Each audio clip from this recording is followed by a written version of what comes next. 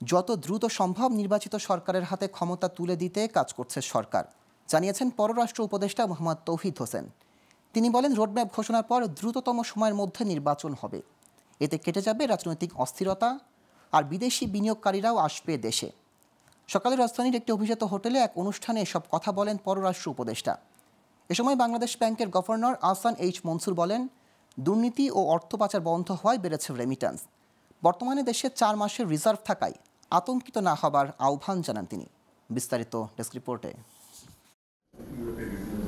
সকালে রাজধানীর একটি অভিজাত হোটেলে সেন্টার ফর এনআরবি আয়োজিত ব্র্যান্ডিং বাংলাদেশ ওয়ার্ল্ড কনফারেন্স সিরিজের উদ্বোধনী অনুষ্ঠানে উপস্থিত ছিলেন পররাষ্ট্র উপদেষ্টা মোহাম্মদ তৌহিদ হোসেন ও বাংলাদেশ ব্যাংকের গভর্নর আহসান এইচ মনসুর। গত 5 মাসে দেশে রেমিট্যান্স বেড়েছে $3 বিলিয়ন আর রপ্তানি বেড়েছে $2.5 বিলিয়ন।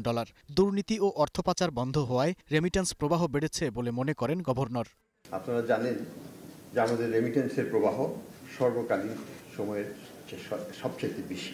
এই 6 মাসের গড়ে 26%-এরও বেশি আছে, এবং যদি আমরা প্রথম 2 মাস বাদ দিয়ে দিই, জুলাই আগস্ট, তাহলে এটা কিন্তু আরো অনেক বেশি হয়। পাচার হওয়া অর্থ ফিরিয়ে আনতে প্রবাসীদের সহযোগিতার পাশাপাশি বিদেশি আইনজীবী নিয়োগ দেবার কথা জানিয়েছেন গভর্নর।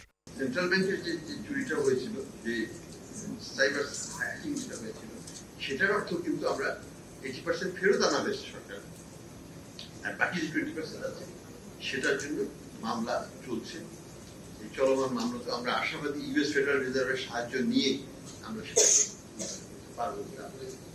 এ সময় পররাষ্ট্র উপদেষ্টা বাংলাদেশের বিরুদ্ধে ভারতীয় মিডিয়ার প্রোপাগান্ডা রুখে দিতে প্রবাসীদের সহযোগিতা চান। পাশাপাশি প্রবাসীদের হয়রানির দায় স্বীকার করে দোষীদের শাস্তির হুঁশিয়ারি দেন তিনি।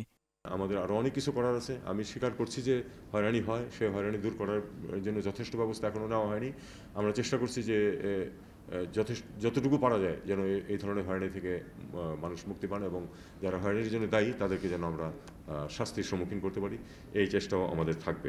উপদেষ্টা বলেন, রোডম্যাপ প্রকাশ হলে দ্রুততম সময়ে নির্বাচন হবে, কেটে যাবে রাজনৈতিক অস্থিরতা, তখনই বিনিয়োগকারীরা বাংলাদেশে আসবে বলে উল্লেখ করেন তিনি। খুব তাড়াতাড়ি একটি রোডম্যাপ এসে যাবে, তখন সহজে আস্থা ফিরে আসবে আমাদের যে বিদেশি বিনিয়োগকারীরা আছেন, এবং আমাদের লক্ষ্য তো একটা যে নির্বাচনের মাধ্যমে একটি নির্বাচিত সরকারের কাছে ক্ষমতা হস্তান্তর করা যথাশীঘ্র সম্ভব, আমরা সেটা জানি, এবং সেই লক্ষ্যেই এই সরকার কাজ করছে।